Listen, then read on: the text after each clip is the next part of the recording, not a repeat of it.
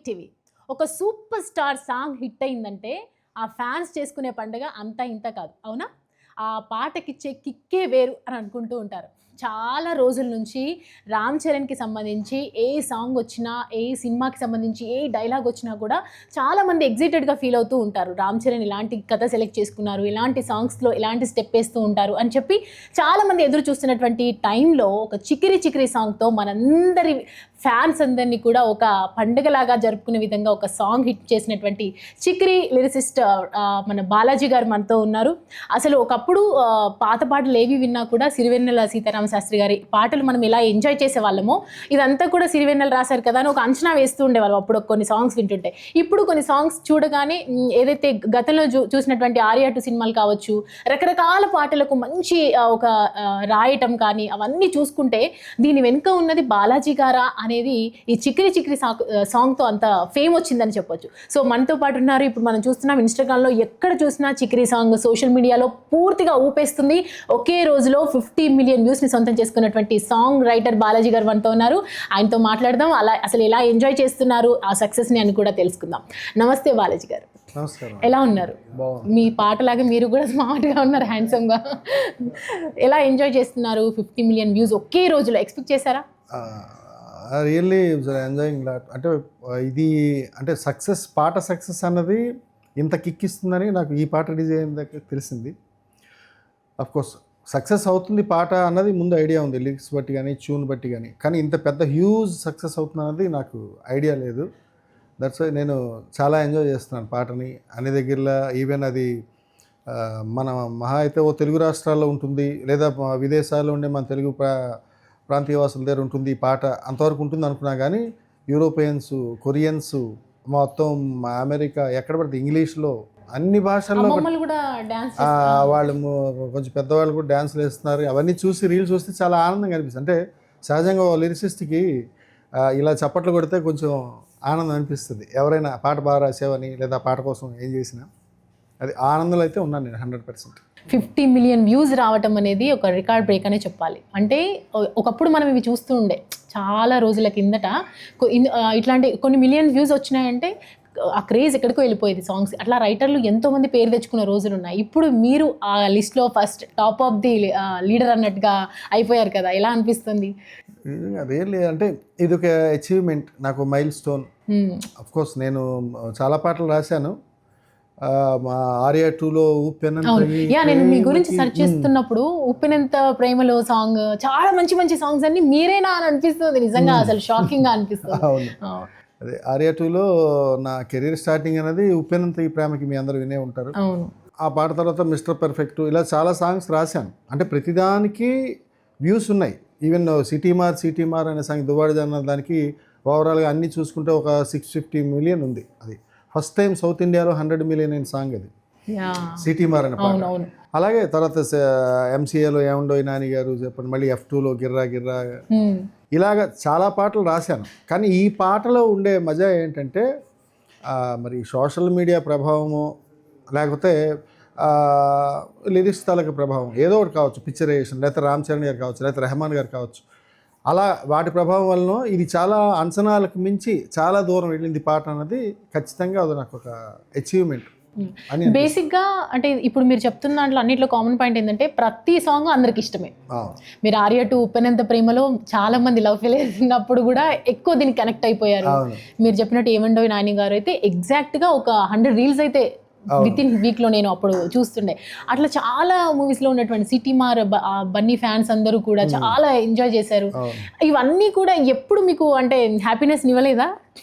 ఎప్పుడు హ్యాపీనెస్ అనేది ఎప్పుడు ఉంటుందండి. ఎందుకంటే దేని హ్యాపీనెస్ దానిదే, ఎంత పరిధి వరకు ఉందో అని. ఇప్పుడు ఇది ఆనందానికంటే అంతకన్నా ఎక్కువ ఉంది ఇప్పుడు. అన్నీ ఆనందంగా, ఎందుకంటే నేను రాసిన పాటే కాబట్టి నాకు దాని మీద మమకారం, ప్రేమ ఉంటాయి. అయితే నా అంత ప్రేమని పాట మీద చూపించాలి అంటే అవతల ప్రేక్షకుల శ్రోతలకు కూడా పాటల మీద ఒక అవగాహన, ఇష్టం అని ఉంటాయి కదా. అది చూపించిన ఇప్పుడు ఈ ఇష్టం, ఈ ప్రేమ, ఇవన్నీ చాలా ఓవర్వెల్మ్డ్ అని అనిపిస్తుంది అనమాట. ఒకసారి పాటతోని ప్రాణం పోస్తూ ఈ ఇంటర్వ్యూకి స్టార్ట్ చేద్దాం.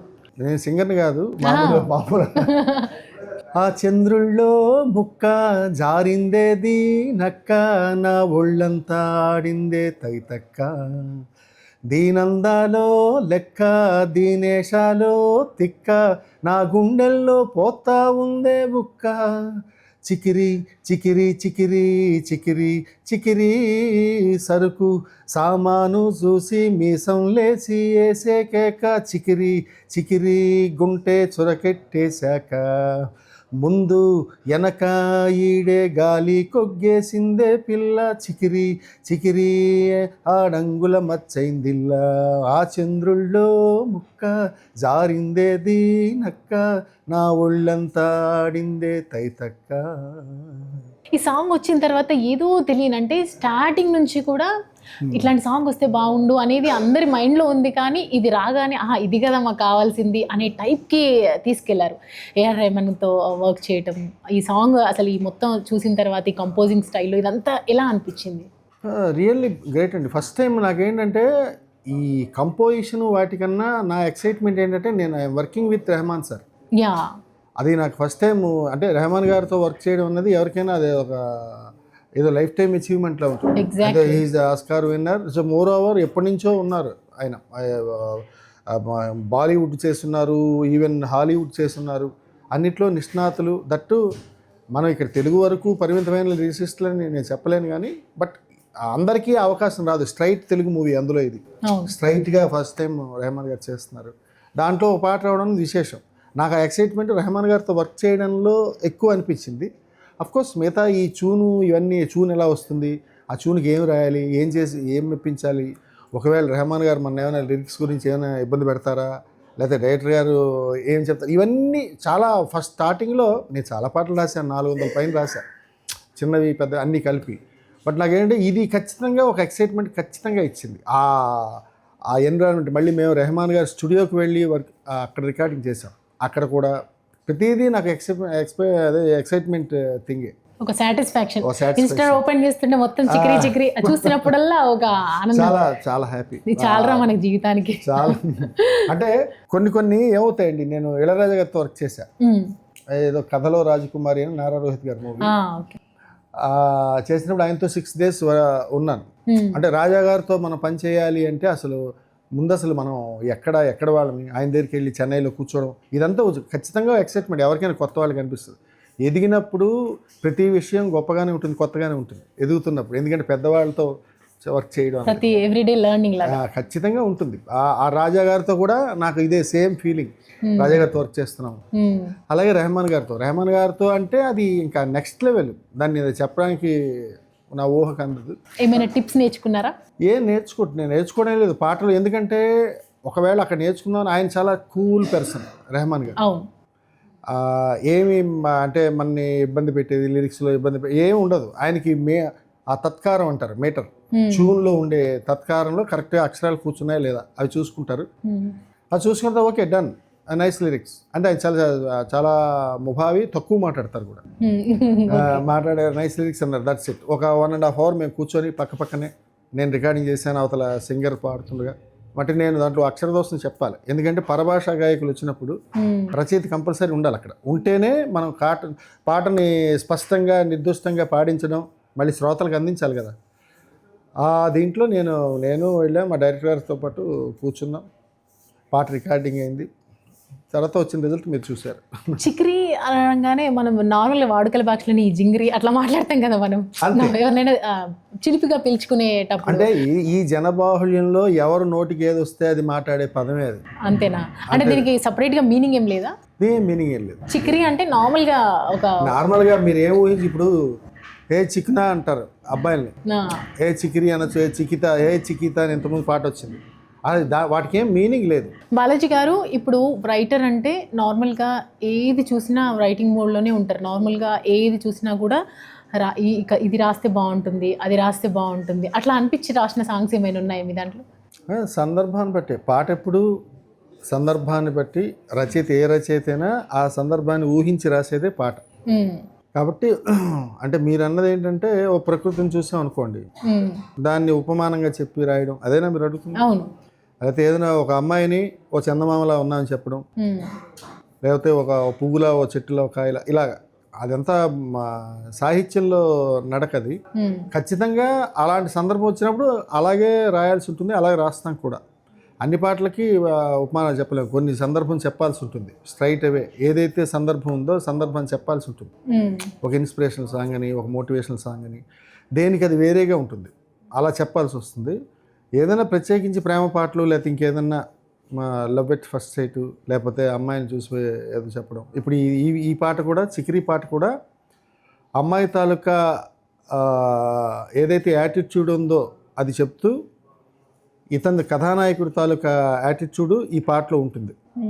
ఏదైతే ఆయన తాలూకా ఒక మొరటుతనం ఏది ఉంటుందో, అమ్మాయిని చూడగానే ఆయనకి ఏమనిపించిందో అమ్మాయిని నిందాస్తుతి చేస్తాడు, అంటే పొగుడుతూ తిడుతుంటాడు. అమ్మాయి మీద చూడగానే ఇది కలిగి, ఇష్టం కలిగి, అందువల్ల సందర్భానుసారం వచ్చేవి అవి ఏవైనా కానీ. నేను అంటే చాలా రోజుల నుంచి నాకు ఒక డౌట్ అనమాట, ఎందుకని అమ్మాయిల్ని పొగుడుతూనే రాస్తారు సాంగ్స్? తిడితే బాగుండదుగా. అమ్మాయిలతో అంటే నార్మల్గా అమ్మాయిని చూస్తే పొగడాలనిపిస్తుందా, లేకపోతే వాళ్ళని పడేయడానికి కూడా రాస్తారా?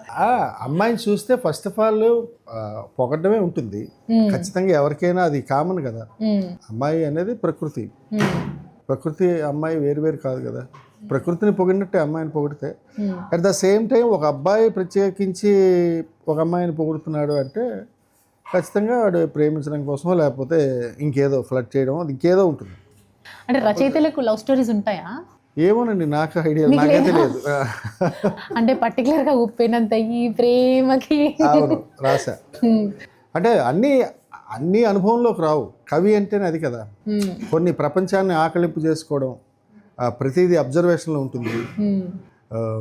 సముద్రం నీరు ఉప్పగా ఉంటుంది అని చెప్పి మనం తాగి చూడం. ఆల్రెడీ ఇంతకుముందు తాగిన వాళ్ళు ఉన్నారు, వాళ్ళు చెప్తారు. అట్లా తెలుసుకొని రాశారంటే ఎక్స్పీరియన్స్, అంతే. ఎక్స్పీరియన్స్ కొన్ని చేయలేం. రచయితలు ఎక్స్పీరియన్స్ చేయాలి కదా. ఇప్పుడు నిజంగా అమ్మాయి అంటే మీరు అందంగా ఉంటుంది అని రాస్తారు. ఉంటాయండి కామన్గా. ఒక ఏజ్లో ఒక 17 ఏళ్ళు 18 ఏళ్ళ ఏజ్ నుంచి ఒక 25 ఏళ్ళ వరకు ఒక టీనేజ్లో ఉంటాడు ఏ కుర్రాడైనా. వాళ్ళకి తెలియకుండానే వాళ్ళ ఎదురింటి అమ్మాయో పక్కింటి అమ్మాయో లేకపోతే కాలేజీలో అమ్మాయో ఎవరినో చూస్తారు, వాళ్ళకి ఇన్నర్ ఫీలింగ్స్ వస్తాయి. దాన్ని ఏదో ఇంగ్లీష్లో వర్డ్ అంటారు, ఖచ్చితంగా ఉంటుంది అది ఎవరికైనా. కొందరు ధైర్యంగా ఉన్నవాళ్ళు ప్రేమించుకుంటారు, లేకపోతే ప్రేమని చెప్పుకుంటారు, ప్రేమను పుచ్చుకుంటారు. ఇలా జరుగుతుంది. ధైర్యం లేని వాళ్ళు కామ్గా ఉండిపోతారు, ఎక్కడో అరేంజ్డ్ మ్యారేజ్ చేసుకుని హాయిగా పిల్ల పాపలతో హాయిగా ఉంటారు. నార్మల్గా కొన్ని సాంగ్స్ అన్ని, అప్పుడు సాంగ్స్ అన్ని ఇప్పుడు హైలైట్ అవుతుంటే కింద, ఓహో దీంట్లో ఇంత మీనింగ్ ఉందా, మాకు ఇప్పటివరకు చూసారు ఇది ఇంత మీనింగ్ ఉందా, అప్పట్లో ఇంత రసి కూడా అని చెప్పి మాట్లాడతారు కదా. దాంట్లో రసికత్వం ఎక్కడుంది? ఒక అమ్మాయిని ఇప్పుడు ఆర్య టు ఉప్పినంత ప్రేమకి తీసుకుంటే ఒక డిస్ట్రాక్షన్ మైండెడ్ లవ్, అంటే ఒక డిస్ట్రాక్షన్ ఇన్ ద సెన్స్ ఒక ఎక్స్ట్రీమ్ ఎమోషన్. మిమ్మల్ని అతిగా ప్రేమించిన అబ్బాయి మీరు మీ వైపు ఎవరు చూసినా కూడా వాడి సహించలేడు, ఎందుకంటే మీరు అతని సొంతం అనుకుంటున్నాడు కాబట్టి. హిందీలో ఒక పాట ఉంటుంది, తుమ్హే కోయి ఔర్ దేఖే తో జల్తా హై దిల్, बड़ी मुश्किलों से फिर संभलता है दिल, क्या क्या जतन करते हैं तुम्हें क्या पता, ये दिल बेकरार कितना ये हम नहीं जानते,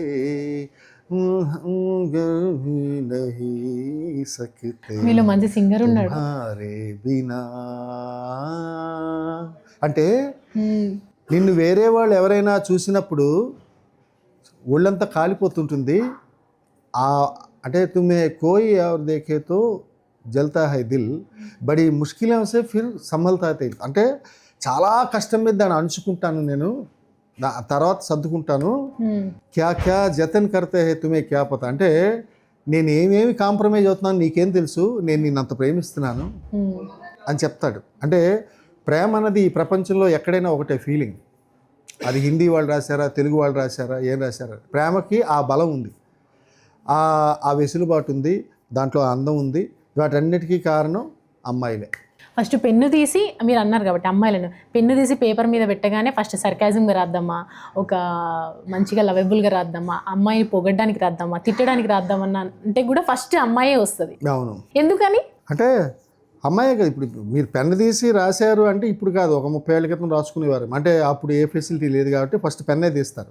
ఇప్పుడంటే సెల్ తీస్తున్నారు, టకటక సెకండ్స్లో, స్ప్లిట్ సెకండ్స్లో వెళ్ళిపోతున్నది. అప్పుడు ఎంతో ప్రయాస ఉండేది, వెనకాల తిరగాలి, ఏదో ప్రేమలేఖ రాసి ఇవ్వాలి. కవిత్వం అమ్మాయిని ప్రకృతిని చూస్తేనే కవిత్వం వస్తుంది, మిగతా ఎక్కడ రాదు. సాధారణంగా ఏదో విప్లవ కవులు, కమ్యూనిజం భావాలు ఉన్నవాళ్ళు వాళ్ళు వేరే రాసుకుంటారు, వాళ్ళకి నచ్చింది వాళ్ళకి నచ్చినట్టు. కవిత్వం వేరు, ఇప్పుడు కవిత పాట వేరు. మామూలు చెప్పాలంటే కవిత్వం అనుకోండి, మీరు నచ్చింది నచ్చినప్పుడు నచ్చినట్టుగా రాసుకునేది కవిత్వం. కానీ ప్రేమ పాట ఇప్పుడు దీంట్లో నాకు ఒక సందర్భం, ఒక ట్యూన్, ఒక స్వరం, ఒక సందర్భం, ఒక మ్యూజిక్ డైరెక్టర్, ఒక హీరో తాలూకా ఇమేజ్ ఆ చట్టంలో నాకు వచ్చిన సాహిత్యాన్ని తీసుకెళ్ళి దాంట్లో పెడితే అది పాట అవుతుంది. కవిత్వం పాట వేరు వేరు ఉంటాయి.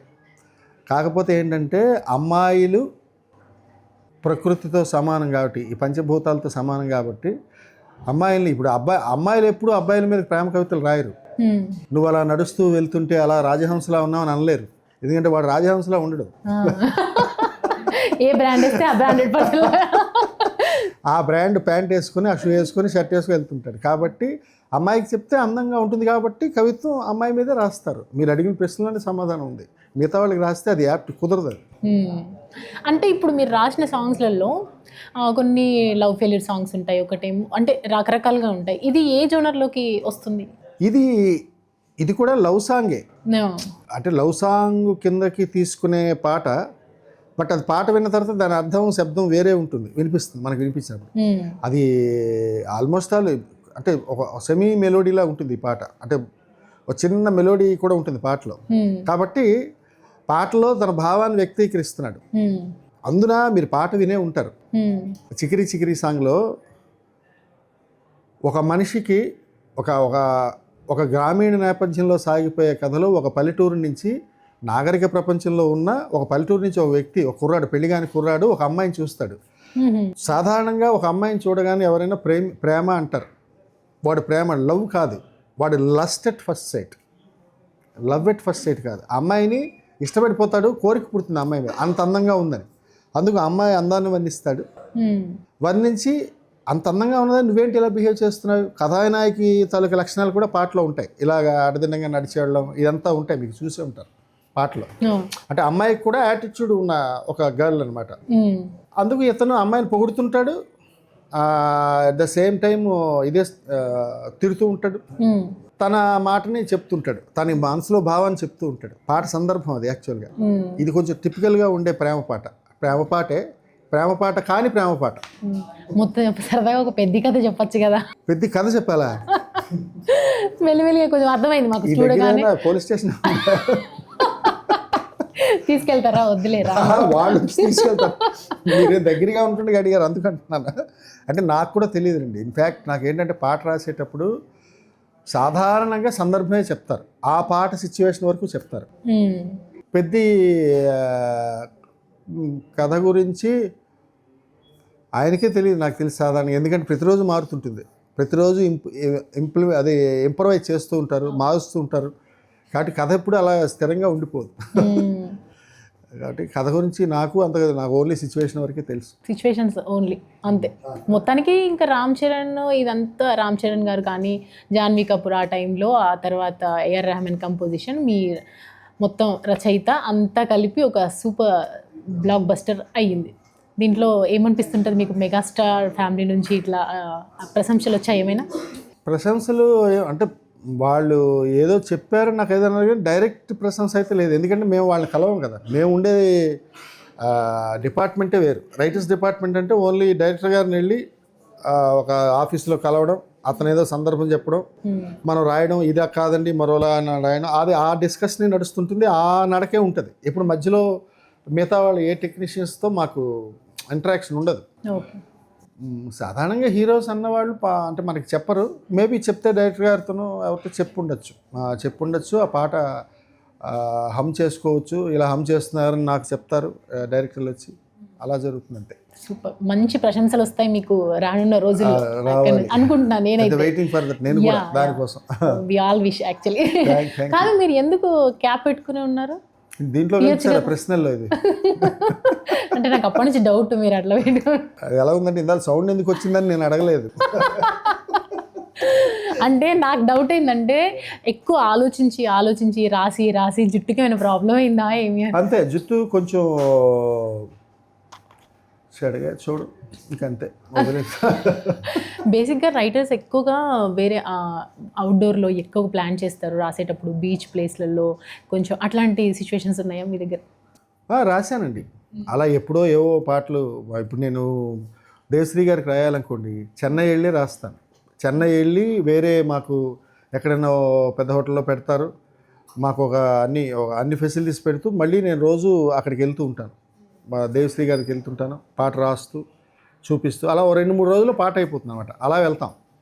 ఆ లోపుగా ఊర్లో ఎక్కడైనా తిరిగి సరదాగా కారులో వెళ్తూ రాసుకోవడం అలాంటివన్నీ జరుగుతాయి. అంటే బేసిక్గా అర్ధరాత్రుల్లో కూడా రాస్తారు? అర్ధరాత్రే రాస్తాం సాధారణ, ఎందుకంటే చాలా ప్లెజెంట్గా ఉంటుంది, సౌండ్ లెస్గా ఉంటుంది, ఎక్కడ మనకి డిస్టర్బెన్స్ ఉండదు. డీజే పాటలు రాయాలంటే డీజే దేనికైనా పాటే కదా, దేనికైనా అర్ధరాత్రులు, దేనికైనా మనకి కొంచెం కొద్దిగా పరిసరాలు కొంచెం ప్లెజెంట్గా ఉంటేనే పాట ఇంకొంచెం బాగా వస్తుంది. అంటే సౌండ్ ఉంటే రాయనని కాదు, ఒక్కోసారి సౌండ్లో రాయాల్సి వస్తుంది, ఒక్కోసారి స్టూడియోలో కూర్చొని రాయాల్సి వస్తుంది, అంటే అన్నీ ఉంటాయి డిస్టర్బెన్స్. కానీ ఏంటంటే మన ఆలోచన ఒకసారి దాంట్లోకి వెళ్ళిపోతే తపస్సు చేస్తున్నట్టే, ఒక మెడిటేషన్లో వెళ్ళినట్టే. ఎప్పుడు ఏ ఏజ్లో స్టార్ట్ అయింది మీకు రాయాలి ఇదంతా? చిన్నప్పటి నుంచి, అంటే నాకు చిన్నప్పటి నుంచి కవిత్వం రాయడం ఇష్టం, అలవాటు. అంటే ఏదో మనం దేనైనా చూస్తే భావాన్ని కవిత్వ రూపంలో అది ఏంటి, అది కవిత్వం అని నాకు తెలియని రోజుల నుంచి నేను కవిత్వం రాశాను. అవునా? అంటే అది కవిత్వం అంటే ఇలా అంటే కవిత్వం ఏదో అనుకోని ఏదో రాస్తూ ఇది బాగుంది కదా, ఇది బాగుంది ఇలా అనుకొని రాశాను. ఆ తర్వాత నేను అలా రాను ఇప్పుడు మా నాన్నగారు కవిత్వం రాసేవారు. మా నాన్నగారికి లిటరేచర్ ఇది ఉంది, పోయిట్ అనమాట ఆయన. అలా కథలు రాస్తూ ఏవో రాసేవారు. నాకు అది మేబీ అది అబ్బిందేమో ఆ రక్త స్పర్శ. ఓహో, అంటే ఎప్పుడు మీ కెరియర్ స్టార్ట్ చేసింది ఎప్పుడు? 2009 అండి నా ఫస్ట్ పాటే. ఆర్యాటులు ఉప్పెనంత ప్రేమతోనే ఆల్మోస్ట్ నేను అంతకుముందు ఏవో రాశాను కానీ వాటికి అవి ఏవో పత్తా లేకపోవడం, అవి పేర్లు చెప్పట్లేదు. ఈ 2009 ఎండింగ్లో అనుకుంటా 10లో రిలీజ్ అయింది సినిమా ఆర్యాటు ఉప్పెనంత ప్రేమకి. అప్పటి నుంచి ఆల్మోస్ట్ నా కెరియర్ స్టార్ట్ అయింది. అంతకుముందు లేదు. అంతకుముందు నేను 2.5 years వచ్చి ఉన్నాను. 2.5 years నుంచి ఉన్నా. 2007 ఎండింగ్ నుంచి ఉన్నాను ఇండస్ట్రీలో. స్ట్రగుల్స్ ఫేస్ చేశారు? అవి స్ట్రగుల్స్ ఏముంది, మన ఇష్టంతో తిరిగాం కదా, అదేమని ఇష్టమే, కష్టమైన పని. అప్పుడేంటి దాంట్లో ఒక యాంగ్జైటీ ఉంటుంది, తర్వాత చెప్పుకోవడానికి అది కష్టంగా ఉండొచ్చు. నాకు అది ఇష్టం కాబట్టి పాటలు రాయడం దీంట్లో దిగా అనమాట. మొత్తానికి ఒక ఫ్రైడే అనేది మీకోసం రాసి పెట్టుకున్న డే అని అంటే ఏం చెప్తారు? 100% నాకు ఇది ఫ్రైడే కాదు, ఎప్పుడు రిలీజ్ అయింది ఇది, మొన్న పాట ఫ్రైడే రోజే. మ్యాక్సిమం నెక్స్ట్ సినిమాస్ అన్నీ కూడా ఫ్రైడే కదా రిలీజ్ అవ్వాలి. ఫ్రైడే మూవీ అన్నది డైరెక్టర్లకి వాళ్ళకి చెందింది. ఇప్పుడు ఆల్మోస్ట్ సినిమాకి వెళ్ళేది ఈ సాంగ్ కోసమే ఫస్ట్ థింగ్. చాలా మంది ఫ్యాన్స్ అందరూ కూడా వస్తుంది. బట్ మాకేంటంటే పాట రిలీజ్ అయిన రోజే ఒక్కసారి ఎయిర్లోకి వన్స్ వచ్చినప్పుడు దాని తాలూకా రియాక్షన్ అన్నది తీసుకుంటాం మేము. ఇంకా అది హిట్ అయిన తర్వాత ఆటోమేటిక్గా థియేటర్లో రిలీజ్ ఫస్ట్ ఆ పాట వస్తుంది అనగానే జనాలు గోల్ పెడుతుంటారు. అది హిట్ అయితే చాలా ఎక్సైట్మెంట్ ఉంటుంది ఆ రోజు కూడా. మేము అందరం వెయిట్ చేస్తున్నాం యాక్చువల్లీ, ఎప్పుడు రిలీజ్ అవుతుందా, ఎప్పుడు మేము కూడా స్టెప్ వేయాలి థియేటర్లో. సో ఇప్పుడు ఇన్స్టాగ్రామ్లో చాలా సాంగ్స్ వస్తున్నప్పుడు కింద కొన్ని పాత సాంగ్స్ లింకప్ చేసుకొని ఇది ఆల్రెడీ కాపీగా ఉన్నటువంటి సాంగ్ అంటున్నారు కొంతమంది. కంపోజిషన్ చూసుకుంటే ఒకప్పుడు ఉన్నది ఇది కాపీ కొట్టారని చెప్పి ఇట్లా మాట్లాడుతున్నారు. అంటే బేసికల్గా అంటారు, కానీ ఈ సాంగ్కి సంబంధించి స్పెసిఫిక్గా మాట్లాడుతున్నప్పుడు మీరు ఏమనిపిస్తుంటారు? ఏం లేదండి, పళ్ళున్న చెట్టుకే రాళ్ళు. ఫస్ట్ థింగ్ పాట బాగున్నప్పుడు చాలా బాగా ఉంది, వైట్ పేపర్ ఉందనుకోండి, ఇలా మీరు గోడకి వైట్ పేపర్ పెట్టారు, ఏమక్కర్లే మీ పెన్ను తీసుకెళ్ళి ఓ చిన్న చుక్క మధ్యలో పెట్టారనుకోండి, ఈ వైట్ అంతా వదిలేసి ఆ చుక్కను చూస్తుంటారు మన. ఎగ్జాక్ట్లీ. అంటే మిగతా వైట్ అంతా పోయినట్టు. ఎవరో ఉంటారు అంటే మనకి ఏదో చెప్పాలి ఏదో చేయాలని ఊరికే బాగుంది కాబట్టి దానిలో ఒకసారి వేలు పెడితే మనకు ఐడెంటిటీ వస్తుందని ఉన్నవాళ్ళు ఉంటారు. రెహమాన్ గారిని విమర్శిస్తే ఐడెంటిటీ వస్తుంది, నన్ను విమర్శిస్తే ఎవరికి వస్తుంది ఐడెంటిటీ? కాదు కదా. అలా ఐడెంటిటీ క్రైసిస్లో ఉన్నవాళ్ళు చేసుకునేవి ఉంటాయి, అవన్నీ పట్టించుకోం మనం. ఎందుకంటే పాట ఎంతవరకు వెళ్ళింది, ఎంత సక్సెస్ అయింది, ఇదే చూసుకుంటాం. ఇప్పటివరకు చాలా సాంగ్స్లో మీరు అంటే అన్ని సాంగ్స్ ఇప్పుడు చాలా ఫేమ్ తీసుకొచ్చిన సాంగ్స్ అన్నీ కూడా ఇష్టపడ్డారు. ఇప్పుడు ఈ సాంగ్ మీరు చూస్తున్నాం, ఇప్పుడు డైరెక్ట్గా ఎవరబ్బా రైటర్ అన్నట్టుగా ఒక్కసారి మీ సైడ్ తిరిగారు.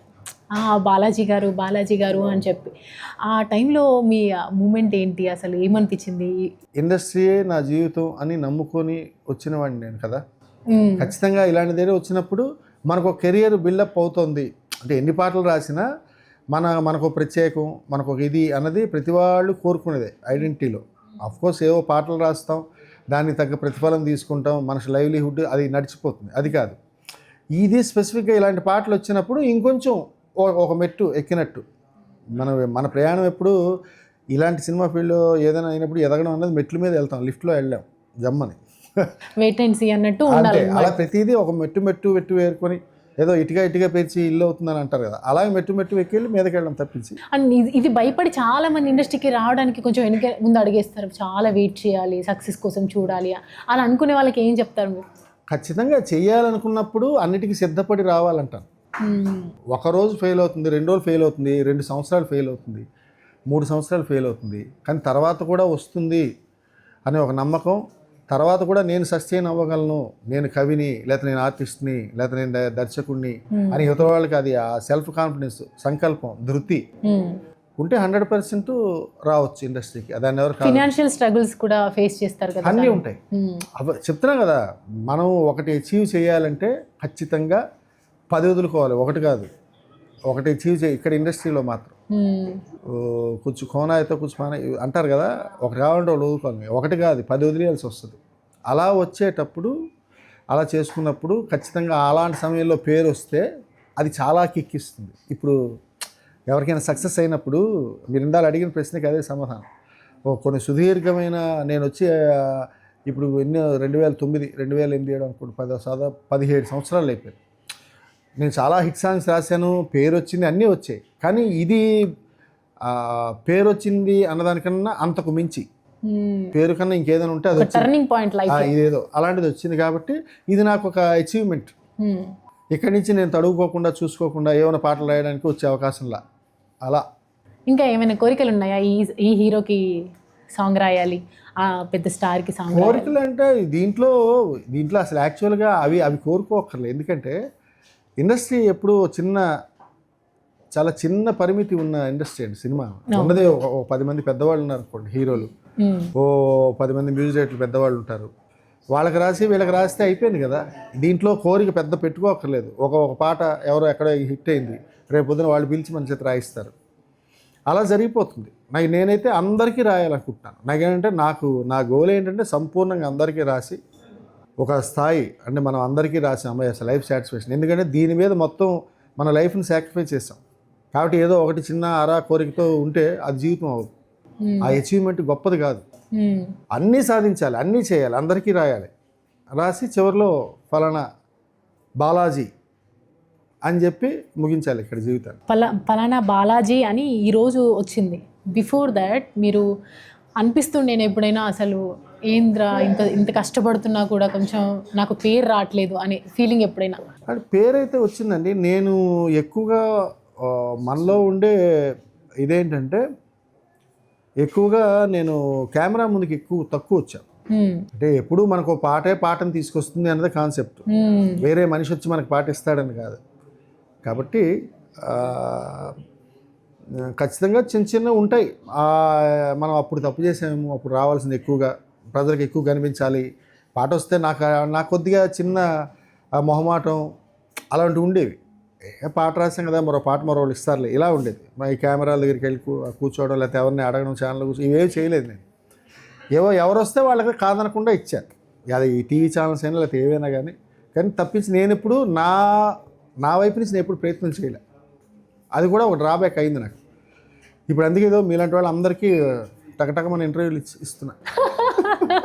అది అదృష్టం అనుకోవాలి కదా. అంటే మనం ఒక స్పెషల్గా మనకంటూ ఒక పేరు వచ్చిన రోజు ఆ సాటిస్ఫాక్షన్ వేరే ఉంటుంది. అది ఇంకా ముందు మంచి సాంగ్స్ చేయాలి అండ్ మంచి సక్సెస్ని ఇవ్వాలి. మీకు కూడా మీ ఓల్ టీమ్కి కూడా మంచి సక్సెస్ రావాలని కోరుకుంటున్నాము. మీరు అప్కమింగ్ మూవీస్లో పెద్ద స్టార్స్కి ఇంకా మంచి పేరు తీసుకొచ్చే సినిమాలు ఛాన్స్ రావాలి. మీరు రాసిన ప్రతి పాట హిట్ అవ్వాలి. మీరు అందరంత స్థాయిలో ఉండాలి. మేము ఇంటర్వ్యూ అడిగితే మాకు ఇవ్వాలి, ఇది మా కోరిక. తప్పకుండా. థ్యాంక్ యూ అండి.